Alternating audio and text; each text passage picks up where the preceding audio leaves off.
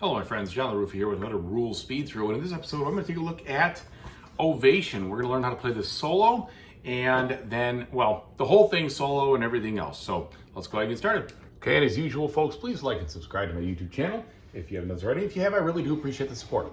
So this is how the game's going to look when you finish playing it from a solo standpoint.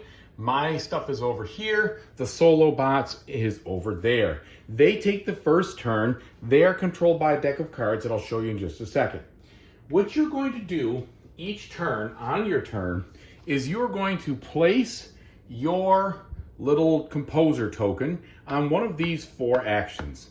Once you complete the action, and only once you complete the action, then if you have any of these cards stacked like you see here, you can slide music notes that you've gotten over the card to take the bonus action.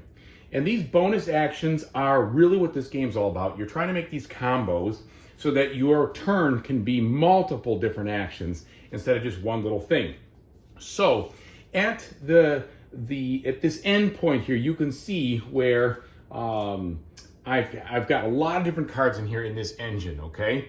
Now, each of these cards does different things, and they all have a way that they interact. And sometimes they even flip you back to other actions, which I'll talk about in just a second. But one thing to note is that when you use these music notes, you don't lose them. You get them back at the end of the turn. You can, however, spend them in the game as a free action. If you don't like any of the cards that are out here in the offer, you can actually discard a music note from your supply and clear all those and then draw new ones. Now let's talk about the different actions first. This action right here, See Inspiration, allows you to move up any one of these tokens 2 spaces on your track or move 2 different tokens 1 space. This action, Fortune, allows you to buy one of these fortune cards. And the cost of the fortune card will be in the lower left-hand corner. You can spend any combination of inspiration, whether it's the passion, the joy, or the sorrow, to pay for this card. Then you tuck the card under the section which matches this. And this over here is what triggers when, for instance, when you move up 1 or more on your passion inspiration, you can cover this with a bonus to then move your composer token to the fortune action, okay? This card is also worth 1 point at the end of the game. So that's how the fortune cards work. The patron card, you can go here to buy 1 patron card, and there are basically 2 types. There are these that give you no points that are pretty cheap, that just allow you to get extra inspiration, and you put them wherever they belong. Or there are these patron cards, which go next to your board and will give you plus 2 points at the end of the game for any card you have, any performances that match this symbol, but lose you 1 point for any performance that matches that symbol. And there's a whole different bunch of those. The final action is Perform. To perform, you then will choose either these chamber music cards, like for example, this one right here. In order to choose it, you have to be able to spend the inspiration over here, and then this will count for 5 points, and it will be this type of card. Your AI opponent could attend your performance if their deck shows this in the decision-making side. If they do, you get to draw 1 of these ticket cards, put it in your hand, and then they get to move up 1 space on the inspiration that matches the card you just played. And if it was like a big concert one, they could move up 1 on each. So 1 joy, 1 passion. If they have this symbol, they do not attend, okay? These ticket cards can be spent at any time in the game. At the very end of the game, every 2 ticket cards gives you 1 point, but if you have 2 matching cards, you can spend them at any time of the game when you're paying for a card to count for that to get 1 more resource or inspiration.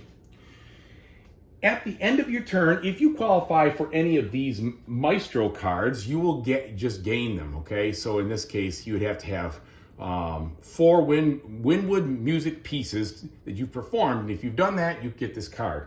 The game ends when only 2 of these Maestro cards are left and both players have taken an equal number of turns. So a couple more things about this action situation. You are limited to activating the bonuses based on however many music notes you have. You also must complete the main action fully before any of these. You can't go to the main action if you can't complete it. And the other thing is that if one of these things sends you back over here, you have to then complete the main action before you can qualify for these. And if it sends you back, you then would have to complete the main action again before you qualify for these. You can only activate any bonus card once per full turn, so you can't re-tap the same cards, but you can go back and activate any main action over and over as long as you can pay for it, okay? Now, that's how the solo and the main game work. That's how the main game works. Now, how does the solo work? The solo bot will do very similar things to you. They use this deck of cards, and they have it spread out in this configuration here. They will have a draw deck, all right? And the draw deck then will have one card dealt up over here as the decision card. And what that will do is you will reference this spot, and this spot for any decisions you have to make. The center does not matter. However, there'll be another card that's dealt up during play, and that will tell you what action it's going to take.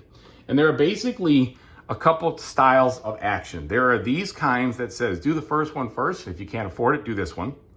There is this one that says, do the best action you can. The best action is determined by the slot where you have the most cards tucked. If you have multiple cards tucked in that are equal, then you will choose to try to perform, okay? And that's a little bit screwy, so please take a look heavily at this.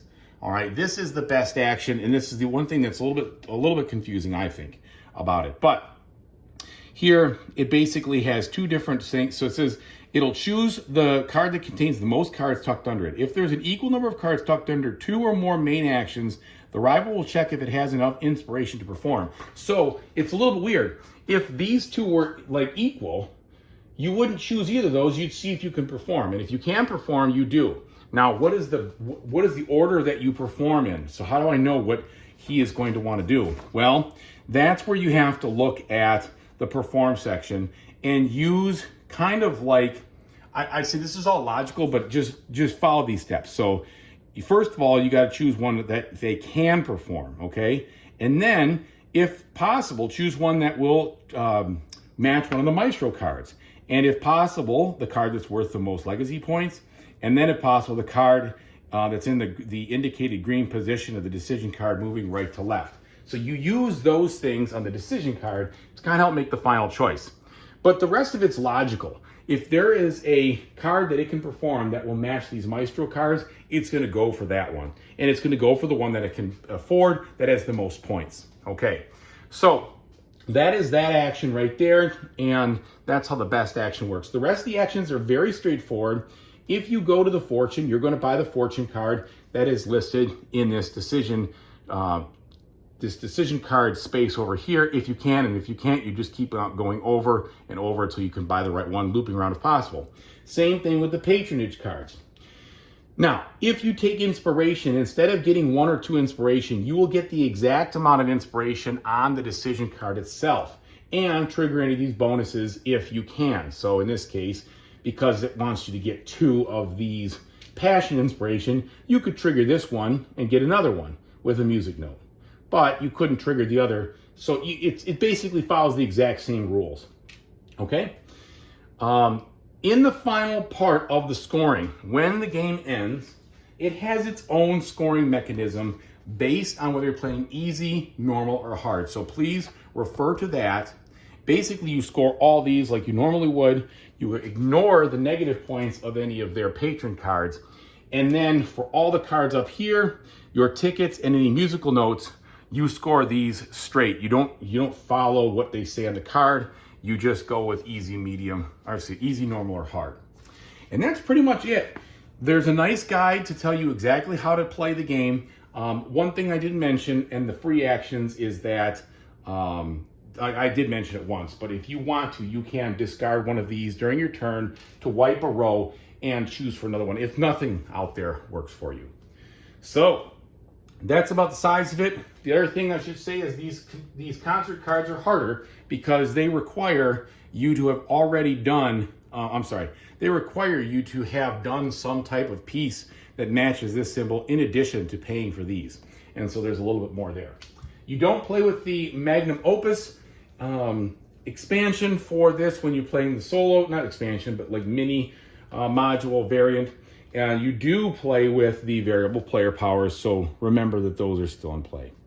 All right, thanks so much for watching. I really appreciate it. And if I made any rule mistakes, please let me know. I don't think I did, but I'm not perfect, and I'll fix them in the comments. So thank you so much for watching. And as I always say, whatever you do in the future, I really hope you have a fantastic time doing it. Take it easy now.